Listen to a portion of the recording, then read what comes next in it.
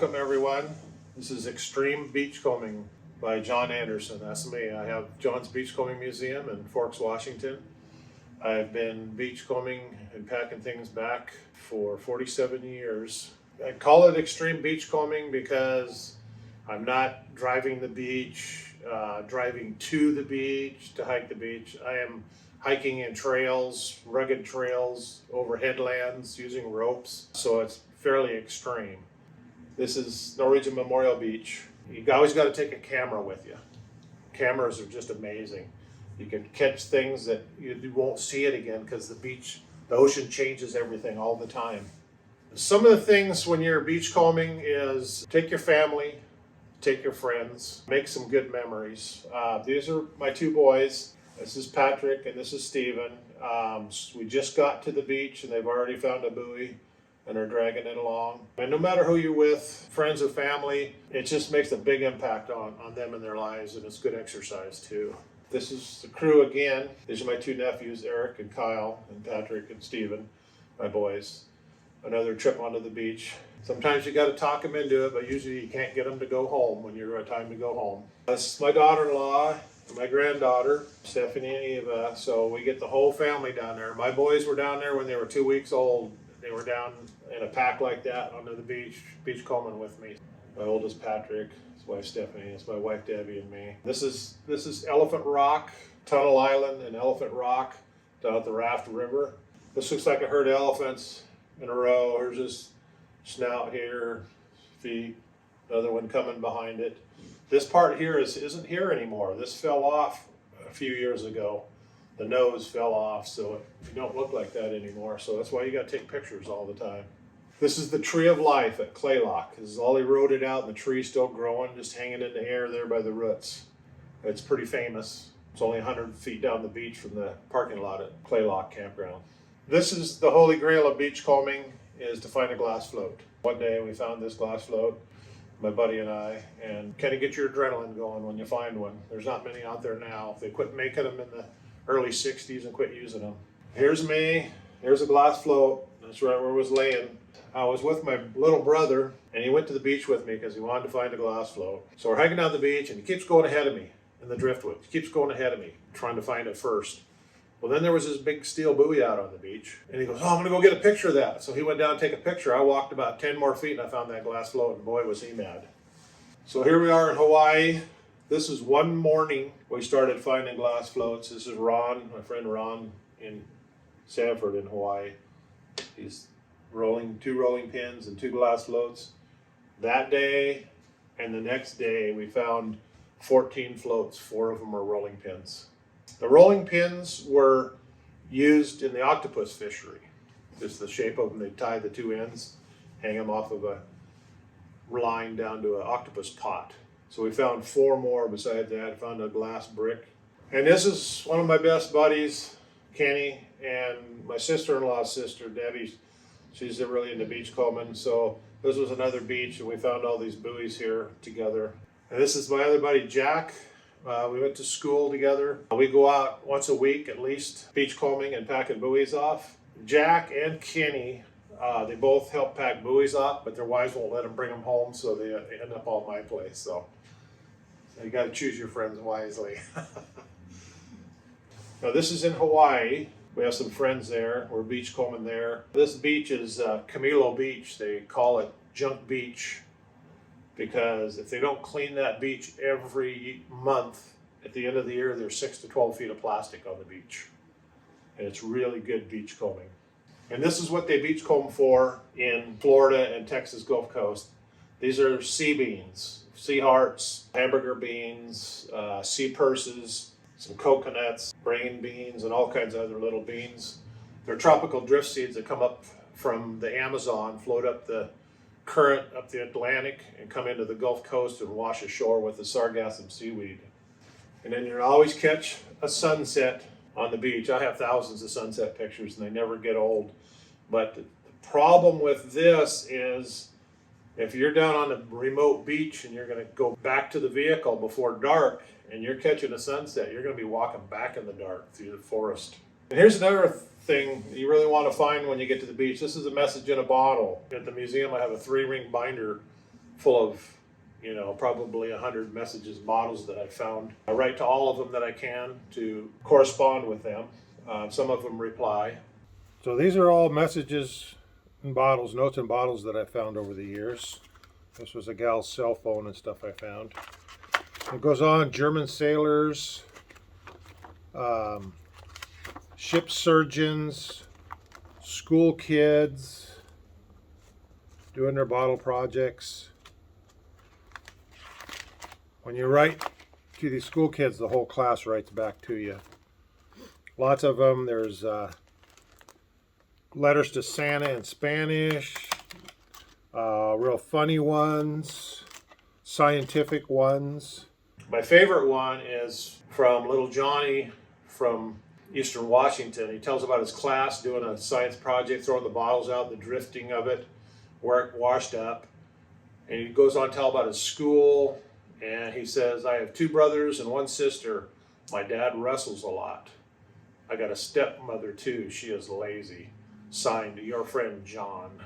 That's my favorite letter. This is my oldest message in a bottle from a guy.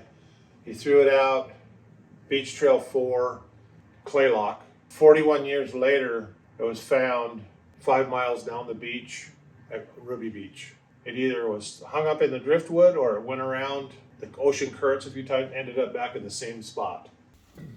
So this is my tsunami display, my memorial for the tsunami. 2011 Japanese tsunami that killed 18,000 people. These are just the recognizable things. The big high windage things started coming about 9 months after the tsunami started washing in. And then over the course of 2 years, all the smaller buoys and boards and other debris started washing in.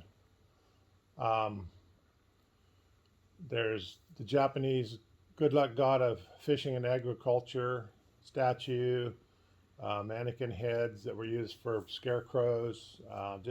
These are the stuff that's recognizable just because it has a name or what it is. I have thousands of buoys from the tsunami and other debris. So I found this anchor chain on the beach. The beach eroded out 8 feet down to bedrock, and this chain was exposed and some other iron pieces, and we collected it. And in the sandstone bedrock was the outline of the ribs of the ship.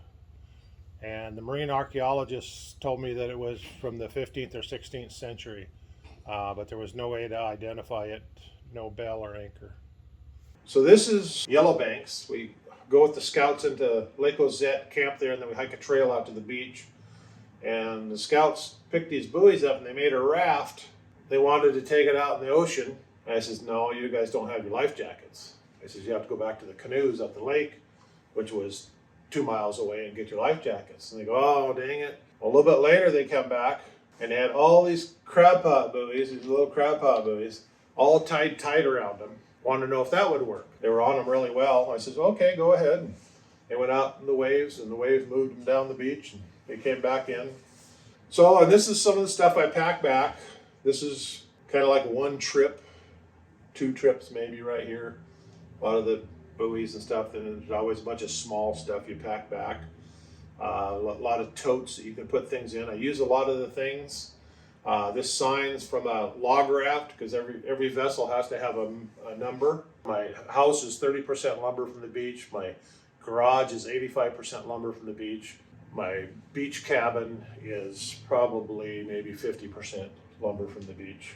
A lot of people ask me how many miles I've hiked, and I says, well, I don't figure it out in miles. I figure it out in 2 rebuilt ankles, 2 new hips, and a back surgery and a bad back. So that's how I figure it out. This is one day of beachcombing at my ocean property. All that stuff after the tsunami. Many trips down the beach with the 4-wheeler. These big ones are part of the oyster fishery. There's a big black egg looking deal. These smaller ones are used in their oyster fisheries or any type of fishery to mark places, to hold up oyster sets. These long ones here are crab pot buoys. The crabbers use them to mark their pots in the ocean. And this is what a lot of people go for. This is a baggie full of beach sea glass. So a lot of people go to get sea glass now. Just they make jewelry out of it and make pictures out of it and stuff. And this is just one of my trips to the beach here. This gallon baggie full of sea glass. I have a secret beach, sea glass beach, so you have to use a rope to get down to it. So not many people get in there. This is in my museum, and on my 40-year class reunion, my friend Ron here, one of my high school buddies, came through, and he's seen this hat out of the hats that I've found. Bocon, is Boeing Construction. He saw the hat and he goes, I worked for them for 11 years. He says, I probably know the guy that wore that hat. Well, I took the hat down, turned it inside out, and I go, did you know Rich Clark? And he goes, yeah, I worked with him for 10 years. So it's really cool to find the origins of things. And now when I find something, I research it, try to find out where it came from, what it was used for. There's a lot of scientific instruments, a lot of naval instruments, airplane parts, fossils. I try to figure out what they are. And that's one of the best parts now because there's not a lot of glass floats coming in, but anything I haven't found before really gets me going. So this is this fenced-in container here holds 25,000 of the gillnet floats they used back in the early days, and they outlawed them on the 6-mile-long drift nets. Just another one of my creations. So these buoys here that are wrapped around my woodshed, these were the buoys that you find on the beach all the time that's got one side ripped out of them, the rope ripped out of them. So I brought them home and I cut them in two, cut the bad part off, and used them to put on the wall there. So all these buoys hanging in the rafters here, these are all, they all have kanji markings on them. So it's somebody's name or their business. And so they're more personal than all the other ones you see everywhere else. So they've got a special place up here. Somebody's marked them for their family name for their fisheries. So this is my original tower that I built. It's called my Monument to Beachcombing. It was originally just a tower in the middle, and then I put the 30-foot wall around it, and I've been filling it with buoys for 47 years. And this is Dale Chihuly's display in Seattle, all these glass floats that he blew. He's a world-renowned artist of glass. Anyways, he came out to my place and saw my tower one time, and I showed him my museum and stuff. He says, I'm going to make one of those towers out of glass. And he did. He's made several now. The first one was for a Saudi Arabian prince, but he's made towers out of glass. And then he blew a whole bunch of glass floats. He was going to turn a bunch of loose out in the ocean, but he never did. But this was in his display, so it's pretty cool, pretty colorful. 4 F's, family, friends, finds, and fun. That's what you got to have when you go beachcombing, no matter where you go. A couple of fun stories. I was hiking the beach one time, and I looked way down the beach, and I could see this float right out in the middle of the beach. It had just washed in. And I was like, okay, I'm not going to run for it. It's probably a big glass float. There's nobody else on the beach. So I just kept walking, beachcombing, and I heard this plane come fly overhead really low. And when it went past that float, it turned and went back around like that. I said, he's going to land. He's going after that float. So I took off running, hard as I could, with a pack on and everything. I'm running, and this plane comes down alongside me, lands on the beach, goes just past that float, flips around like that, and the guy gets out, and I beat him by about 10 feet to that glass float. It was a big glass float like that. The guy goes, darn it, I thought I could beat you.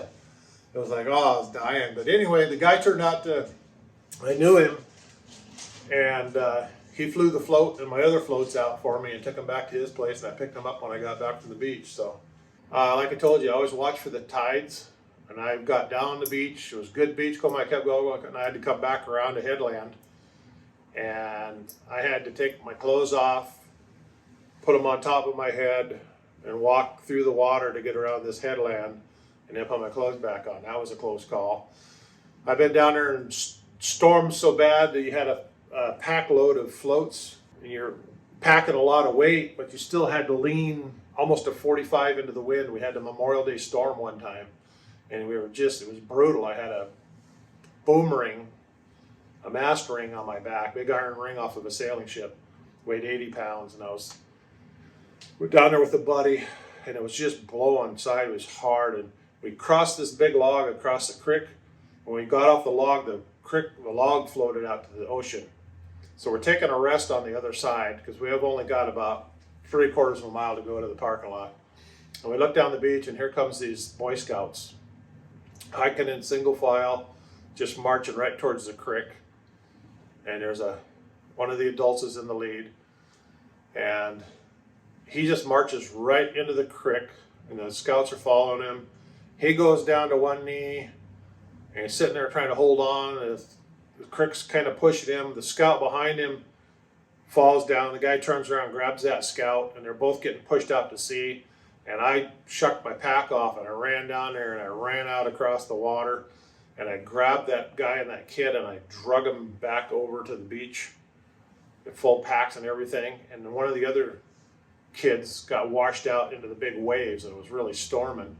So then I went out to get him, and he's got his shoulder straps off, but his lap belt is on. He's out there just fighting to stay his head above water. I yelled at him. I waded out about waist deep, and I said, "Get your waist strap off." So he finally did, and I got a wave bring him in close enough. I got him out of there and got him up on the beach there, and he was spitting water, but he was okay. But then another kid raced past me. He was going to go get his pack, and I grabbed him and I says, "No, you aren't. We're going to wait for Mother Nature to bring that in." So anyway, that was a scary moment. I thought we were going to lose some kids there, but thankfully everybody survived. I was a volunteer with the park for years, and I went on some rescues with the park ranger. People break their leg, get hung up on a cliff because the tide came in. They got up on the rocks. I've met a lot of great people on the beach. I've rescued some. I put one of these people had their tent. They had their stove inside the tent, and their tent caught on fire, and I had to put the fire out. But then you get to know these people. You get to educate them. You can talk them into. We did a beach cleanup, and you recruit a group of people to help clean the beaches up, and then we used to fly it off with a helicopter. And people would always volunteer to do it. So I've been in magazines all over the world and around the country here, magazines, newspapers. I'm wrote up in several books. I went to Japan after the tsunami, returning things with some other beachcombers in a movie called Lost and Found. That was an amazing trip there, just amazing. I had a gal from Japan come over, and she did a picture book, took pictures of me on the beach in my beachcombing museum, and it's called Beachcombing with John. And it's just amazing what she can make. It was #1 in Japan, and she was number 15 in the world with her book. So it's really nice to be recognized with that way. Museums open every day, June through August. Well, we got about 2,300 last year, and it keeps increasing every year. When you go beachcombing, you want to have sturdy boots, and a hiking stick is always good. A third leg, especially if you're walking in the driftwood. You can find a piece of driftwood to use for a hiking stick, but I've broken ribs twice. I broke my wrist before, fell down and hurt myself several times, sprained my ankles, and so you want to be careful, especially if you're by yourself. Try and always go with a buddy. Other than that, it's go out there, have fun, and if you don't find anything good to bring home, take a bag and bring some plastic debris home and to recycle it or throw it in the dumpster. The beach will hook you. You won't just come to the beach one time. You'll always want to come back. Anyways, thanks for listening, and get to the beach.